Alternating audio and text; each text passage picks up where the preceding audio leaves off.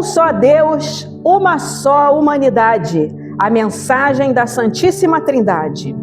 Hoje celebramos o Domingo da Santíssima Trindade, uma das datas mais profundas e ao mesmo tempo mais desafiadoras do nosso calendário litúrgico. Celebramos o mistério de Deus revelado como Pai, Filho e Espírito Santo. Curiosamente, o termo Santíssima Trindade não aparece literalmente na Bíblia. Essa formulação foi sendo construída ao longo dos primeiros séculos do cristianismo e consolidada oficialmente no Concílio de Nicéia, no ano 325 da nossa era, em meio a intensos debates teológicos. Naquela época, havia diferentes formas de compreender Deus e a pessoa de Jesus Cristo. Entre os grupos mais conhecidos estavam os seguidores de Atanásio, que defendiam a doutrina da Trindade, e os seguidores de Ário, que compreendiam Deus de uma maneira unitária, Deus é um só. Após muitas discussões, prevaleceu a formulação trinitária, enquanto o arianismo, a doutrina de Ário, passou a ser considerada heresia. Contudo, a história também nos ensina algo muito importante. Ideias não desaparecem simplesmente porque foram condenadas. Por isso, mais do que alimentar disputas religiosas, precisamos aprender a conviver com as diferenças de pensamento, especialmente no nosso tempo, marcado por tantas polarizações e intolerâncias. Afinal, Deus é muito maior do que as nossas definições. Compreender plenamente o mistério da Santíssima Trindade talvez esteja além das nossas capacidades humanas e talvez nem seja essa a principal intenção das Escrituras. A Bíblia não foi escrita como um tratado teológico moderno, mas como uma coletânea de experiências de fé, poesias, símbolos, narrativas e reflexões produzidas em contextos culturais muito diferentes do nosso. Por isso, quando lemos os textos bíblicos, precisamos ir além do literalismo estreito e buscar a profundidade espiritual da mensagem. Na linguagem simbólica da Bíblia, o número 3 frequentemente representa plenitude, perfeição e totalidade. Assim, ao falarmos do Pai, Filho e Espírito Santo, falamos de um Deus completo em amor, comunhão e unidade. E talvez seja justamente essa a maior mensagem da Trindade para nós: a unidade. As leituras de hoje apontam exatamente para isso.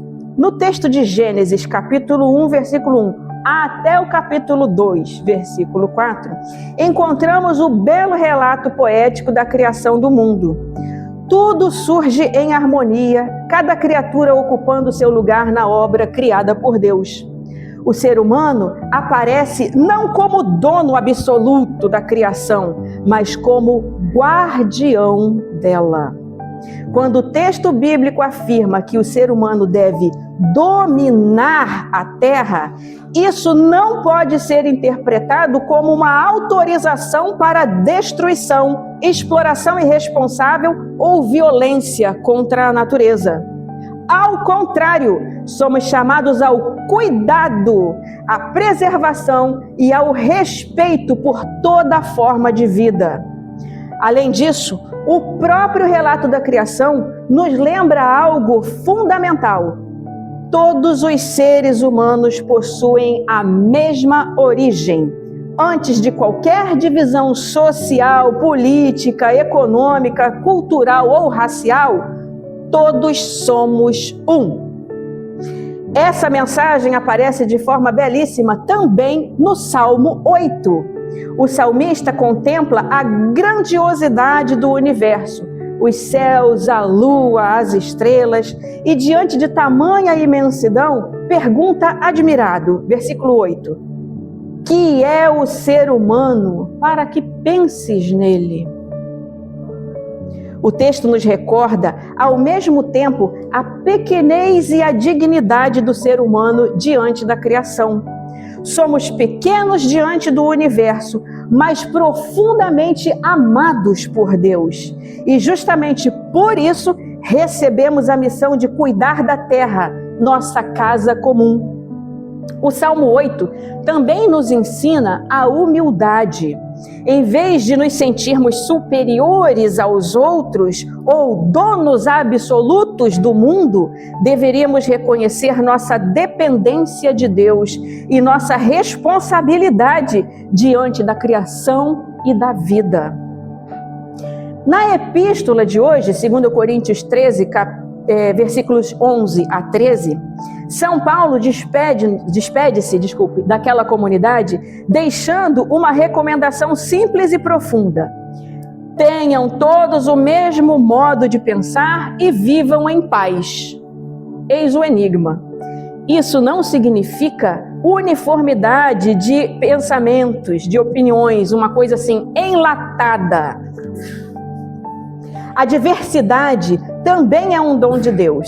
Então, o que São Paulo nos convida a ter em comum é o amor fraterno, o respeito, a amizade e a busca sincera pela paz.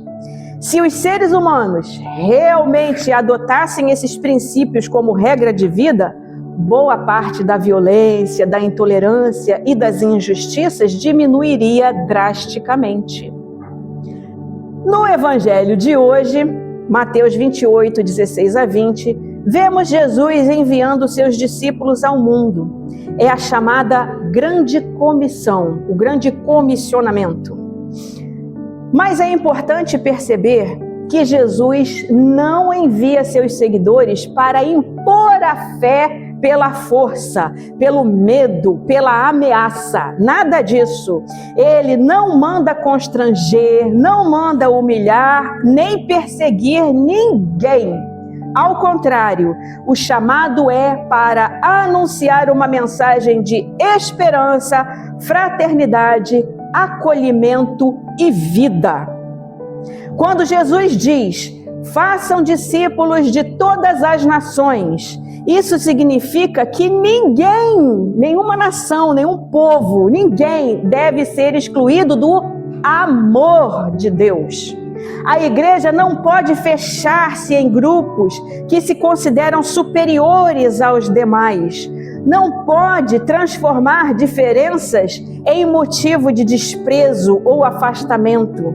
O Evangelho é inclusivo em sua essência. A missão começa perto de nós, dentro de casa, na família, no trabalho, na escola, colégio, faculdade, na vizinhança, na comunidade. É ali que o Evangelho precisa ser vivido primeiramente. O batismo cristão mencionado nesse texto é justamente sinal dessa pertença. Tornamo-nos parte de uma grande família espiritual na qual cada pessoa possui dignidade, valor e importância. A Santíssima Trindade nos revela um Deus que vive em perfeita comunhão. E talvez a pergunta que essa festa de hoje, da Santíssima Trindade, deixa para nós seja justamente essa. Que pergunta, reverenda? Se Deus vive em unidade e amor, por que nós, seus filhos e filhas, insistimos tanto em viver separados pelo orgulho, pela intolerância e pela indiferença? Por quê? O mistério da Trindade talvez nunca seja completamente compreendido pela razão humana, mas pode e deve ser vivido através da fraternidade, da convivência pacífica, do cuidado com a criação e do amor ao próximo. Que Deus coloque sua palavra em nossos corações e nos conceda sabedoria para vivermos como verdadeiros irmãos e irmãs. Que aprendamos a cultivar a paz, a acolher as diferenças e a contribuir para que o mundo seja um lugar mais humano, mais justo e mais fraterno. Que Deus nos abençoe e nos conduza em nossa caminhada. Amém.